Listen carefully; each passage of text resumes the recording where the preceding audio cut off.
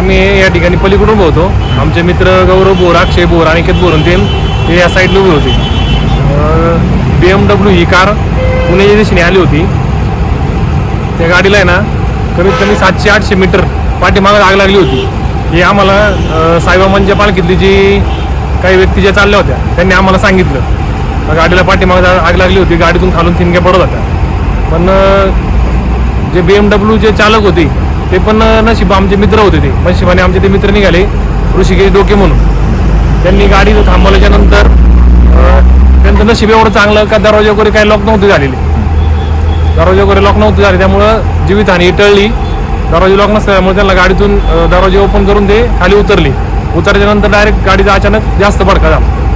त्यानंतर जास्त आग लागली. जर तुम्ही पलीकडे उभे होता काय दिसलं तुम्हाला? पलीकडच्या बाजूने ते दिसतं ना, ऋषिकेश माहिती आमचे मित्र निघाले, ते गाडीतून खाली उतरले आणि त्याच्यात जेव्हा ते गाडीतून खाली उतरले तेव्हा थोडीशी आग लागलेली होती. आणि जे पालखीतले लोक जे आले ना आम्हाला त्यांनी नंतर सांगितलं, आम्ही त्यांना आवाज पण दिला होता. पण आता शेवटी हे गाडीत होते, काचा बंद होत्या, त्यामुळे यांना पण आवाज नाही गेला. आणि ऋषिकेशने आम्हाला अशी माहिती दिली, गाडी ही 700-800 मीटर कमीत कमी मागत बंद झाली होती. पण ते त्यांच्या पण लक्षात नाही आलं. त्यांनी गाडी बंद झाली, त्यानंतर गाडी लुटून गेली आणि उतार असल्यामुळे त्यांना असं वाटलं पुढे गेल्यानंतर आपण गाडी चालू करून पुढे जाऊ शकतो. त्यामुळे त्यांनी गाडी चालू करायचा पण प्रयत्न नाही केला किंवा त्यांच्या लक्षात पण नाही आलं. पण इथं जरा थोडंसं जवळ आल्यानंतर गाडीचे ब्रेक पण डाऊन झाले होते. ब्रेक लागायचं पण डाऊन झाला होता.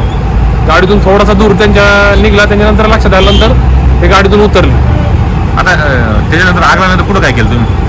आग लागल्यानंतर ते उतरल्यानंतर आम्ही त्यांना विचारलं गाडीत कोणी आहे का. ते म्हणले कोण नाही गाडीत.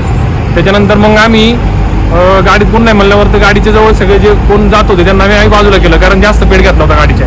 आणि तिकडची जी लाईन होती हायवेची, ती लाईन तिकडे स्टॉप केली. ती लाईन स्टॉप केल्याच्या नंतर थोड्या वेळाने पोलीस आले.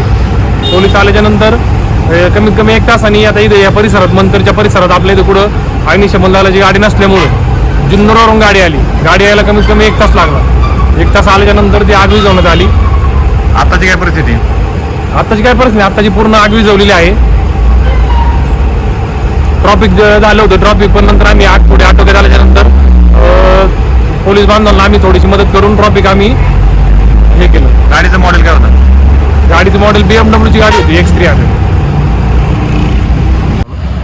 आज या ठिकाणी नंदी चौक, बोरवाडी बायपास या ठिकाणी एक बर्लिंग कारचा थरार झाला.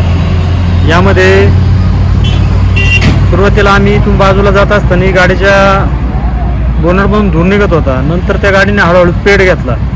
पेट घेतल्याच्या नंतर आतील ज्या व्यक्ती होत्या त्या खाली उतरल्या. त्याच्यानंतर गाडीने जोरदार पेट घेतला.